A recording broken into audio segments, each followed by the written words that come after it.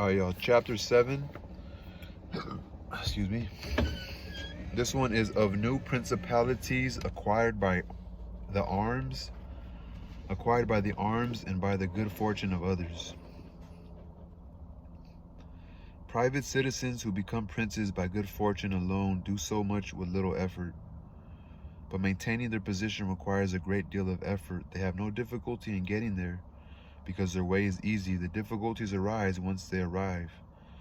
These are rulers who acquire principality through money or by favor of a grantor. This was the case with many rulers in the cities of Ionia and the Hellespont in Greece, where Darius, in order to ensure a security and glory, created princes who would hold these lands. There were also private citizens who became rulers by bribing soldiers. Such men depend on the will and good fortune of whoever has granted them their rule, two factors that are extremely unreliable. In general, a ruler of this kind is neither capable of maintaining nor successful in maintaining his position. He is not capable because unless he is a man of the greatest intelligence and skill,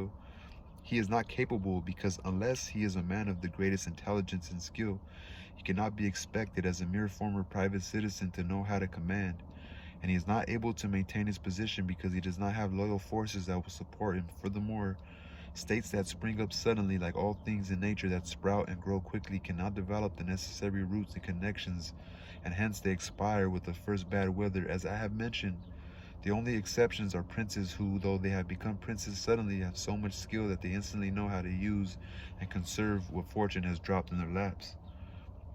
Once they have their principality, they are quick to lay the foundations that others had to lay before becoming princes.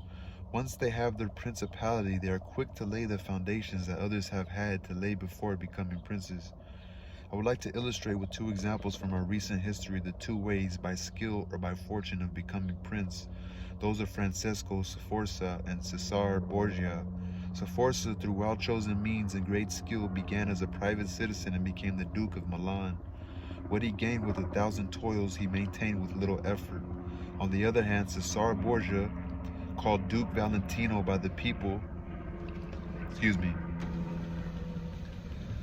acquired his state through his father's good fortune, and through his father's subsequent bad fortune lost it. This, though Borgia used every means in his power and did all that a prudent and skillful man must do in order to establish himself in those states which the arms and good fortune of another have granted him. Because I have already stated, he who does not lay foundations first must do so with prodigious skill later, even if this entails hardship for the architect and danger to the edifice.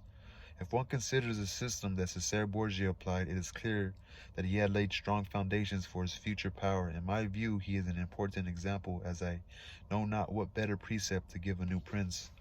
If in the end Borgia did not prevail, it was not his fault, but the result of the extreme malignity of fortune. Pope Alexander VI wanted to make his son Cesare Borgia great, but he encountered many difficulties. He could not find a way of making him prince of a state that did not belong to the church, and he knew that if he attempted to give his son a state that did belong to the church, the Duke of Milan and the Venetians would intervene. Faenza and Rimini already stood under the protection of Venice. Furthermore, the Italian mercenary armies, particularly those the Pope would most need, were in the hands of rulers who had reason to fear his growing power. He could not trust them, as they all belonged to the Orsini and Colonna clans and their allies. He had to disrupt the existing order and create turmoil in those rulers' states in order to gain control of part of them.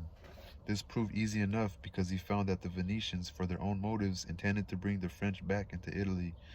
Not only did the Pope not oppose this, but he facilitated it by obliging King Louis with an annulment of his former marriage. So Louis entered Italy with the help of the Venetians and the blessing of the Pope, and no sooner had Louis set foot in Milan than he supplied the Pope with men for the latter's campaign in the Romagna, which the Pope conquered unhindered, as he had the support and backing of the king.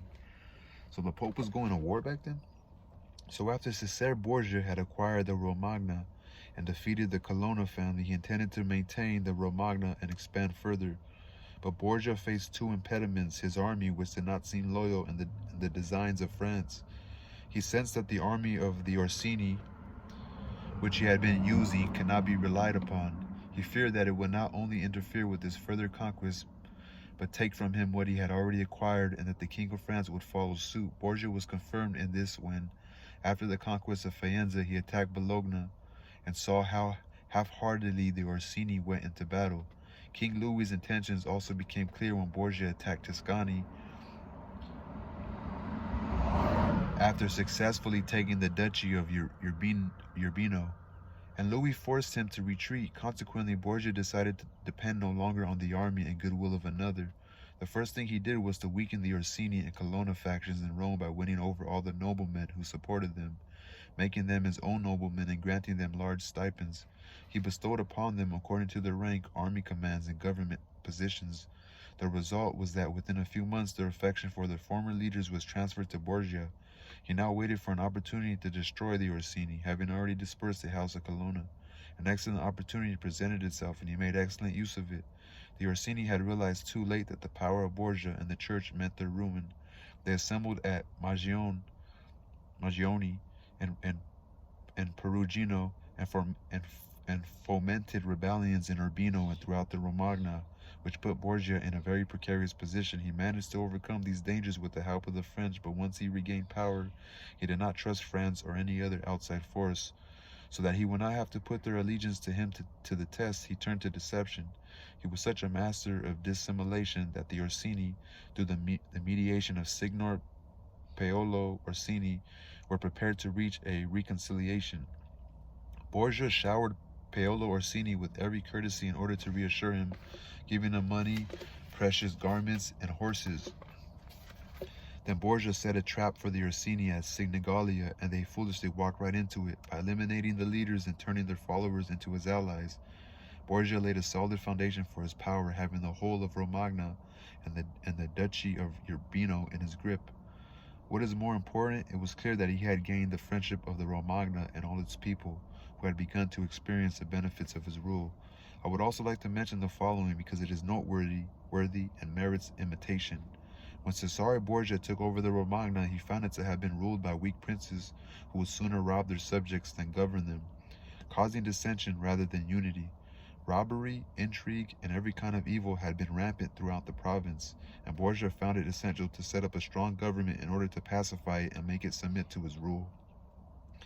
He put in charge a resolute and ruthless man, Ramiro de Lorgois, giving him complete authority, and within the shortest time, de Lorgois brought peace and unity to Romagna, gaining much power and influence in the process. But Borgia judged that such excessive authority over the people could have dangerous consequences, as it might arouse their hatred, so he set up a civil court in the center of the province with an excellent presiding judge, every city having its own advocate.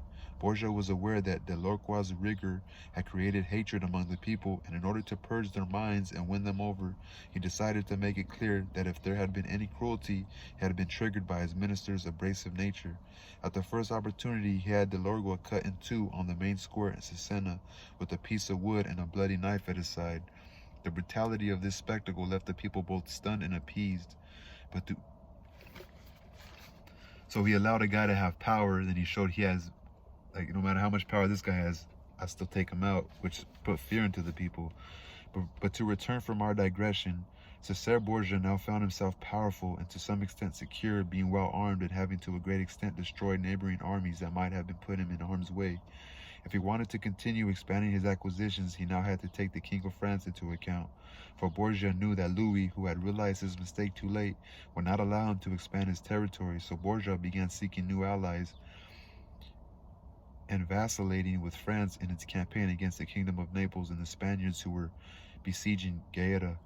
His intention was to secure himself against the French, which he could have done with ease had Pope Alexander lived. This was how Borgia handled the problems at hand. As for his future problems, his main fear was that the next pope might be ill-disposed toward him and attempt to take away what Pope Alexander had given him.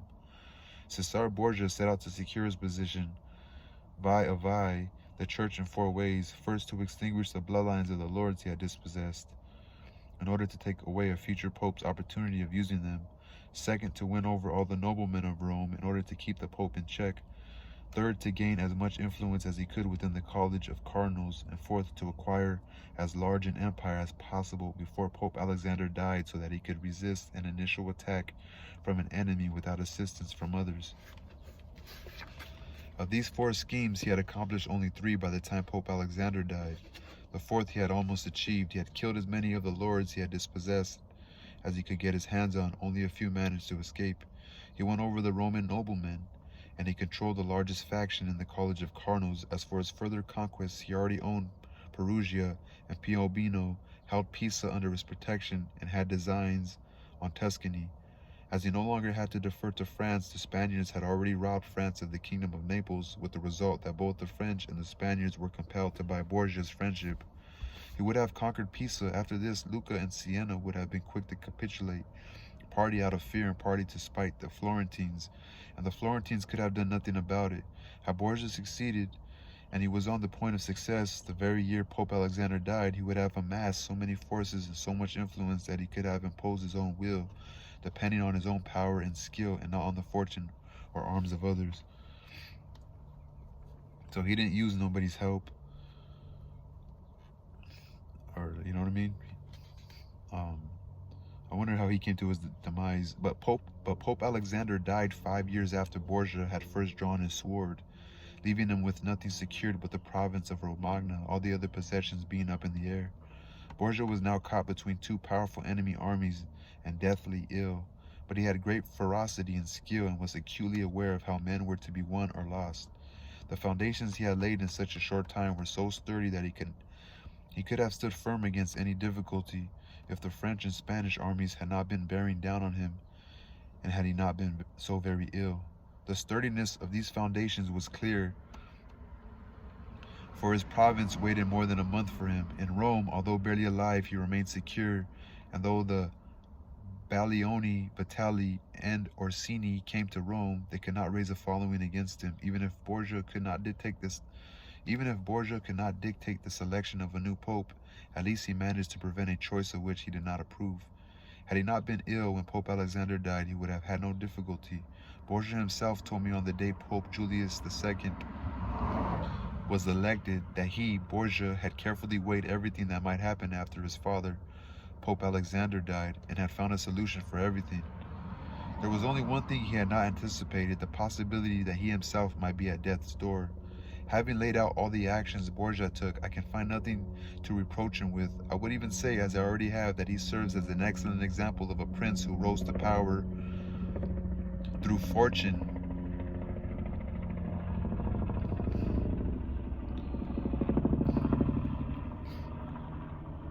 I would even say, as I already have, that he serves as an excellent example of a prince who rose to power through fortune and by means of the arms of others.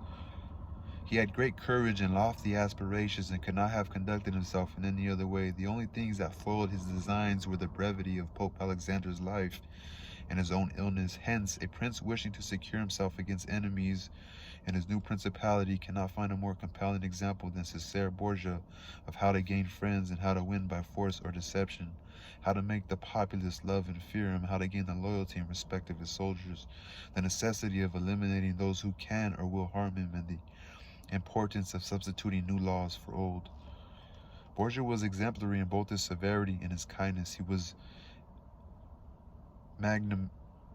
magnanimous and liberal, eliminated disloyal troops and marshaled new ones, and cultivated friendships with kings and princes so that they had to either help him with favors or confront him with caution. Borgia's only error was to allow Julius to become the next pope. This was a bad decision because, as I've already stated, even if he could not make the man he wanted pope, he could at least have prevented the accession. Even if he could not make the man he wanted pope, he could at least have prevented the accession of a pope he did not want, meaning the rise of a pope he did not. He should never have agreed to the papacy of any of the cardinals he had harmed, or who would have cause to fear him once they became pope, since men will attack you out of fear or hatred. Among the men Borgia had harmed were San Piero and Vincula, Colonna, San Giorgio, and Ascanio. All the other claimants to the papacy would have had to fear him except for Rowan and the Spaniards. Rowan because of his connection to the King of France, the Spaniards because of kinship and obligation. Okay, saying so, the people he offended, they're coming trying to get him because of hatred, and then other people were just out of fear. But then I guess there's an exception, Rohan and the Spaniards. Rohan because of his connection to the king of France, because Borgia didn't trust the French, but Rohan was a friend of the king of France, so maybe he was an enemy of him because of his allegiance to France, and the Spaniards because of kinship and obligation, I guess, to the French. Therefore, Borgia's first choice for Pope should have been a Spaniard. And if not a Spaniard, then Rohan. But he should not have chosen San Piero ad Vincula. Oh, I guess he's cool. I guess Borgia is cool with Spain. Maybe he's Spanish, I don't know. And if not a Spaniard, then Rohan. But he should not have chosen San Piero de Vincula. For whoever believes that great advancement and new benefits make men forget old injuries is mistaken. Hence, Borgia made a bad decision, and it was this decision that ultimately brought about his ruin. Also, he chose the wrong pope. He should not have allowed Julius to become the next pope. For whoever believes that great advancement and new benefits make men forget old injuries is mistaken. Hence, Borgia made a bad decision, and it was this decision that ultimately brought about his ruin. Peace, y'all.